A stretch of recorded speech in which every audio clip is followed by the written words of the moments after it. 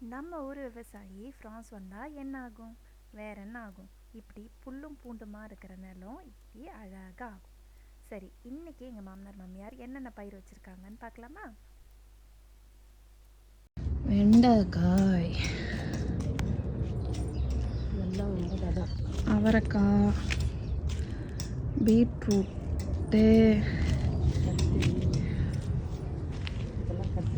கத்திரிக்காய், மிளகாய், அது குண்டு மிளகா, எல்லாம் பருப்பு கீரை வருது. சவு இது இது வந்து சொரக்காய். சவு சொரக்காவா? இதுவும் சொரக்காய் தான் அப்படின்னா. அது நாட்டு வெள்ளேரி. இது மல்லாட்டை, சோளம், மஞ்சள் ரோஸு, சிவப்பு ரோஸு, தக்காளி, வாழைக்கண்ணு. அதெல்லாம் இது என்ன செடி? எது? சூரியகாந்தி. இது வந்து நாட்டு வெங்காயம், இது சேலத்து வெங்காயம். சேலத்து வெங்காயம். ஆமாம், சாம்பார் வெங்காயம். அத்தி மரம், செரிசு பழம்.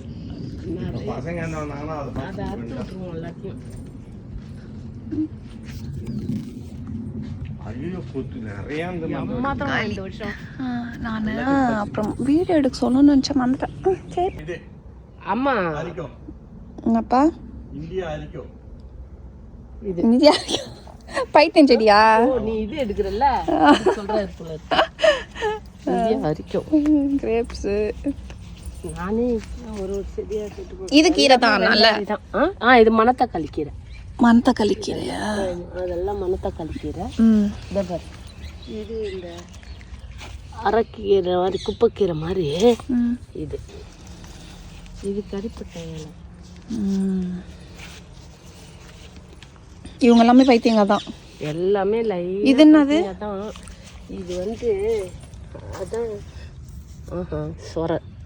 சொரக்காயா? பூசணி வரையும் நட்டேன். அது மூஞ்சி இன்னும் நல்லா வெளியே வந்தாதான் தெரியும். கல்யாண பூசணி நட்டேன். என்னப்பா? அவரை செடியும் பூ வைக்கணும். மிளகா, கத்திரிக்கண்ணு உங்களுக்கு மிளகா கண்ணு எந்த தட்டு வேணுமோ அது. அவ்வளோதான். இந்த செடிலாம் டிஸ்ட்ரிபியூஷனுக்காக போட்டிருக்காங்க. இதில் கொஞ்சம் செடி எடுத்துகிட்டு வந்து எங்கள் மாமனாரே எங்கள் வீட்டில் நட்டு கொடுக்குறேன்னு சொல்லிட்டாரு. நம்ம அதெல்லாம் அடுத்த வீடியோவில் பார்ப்போம். பாய் பாய்.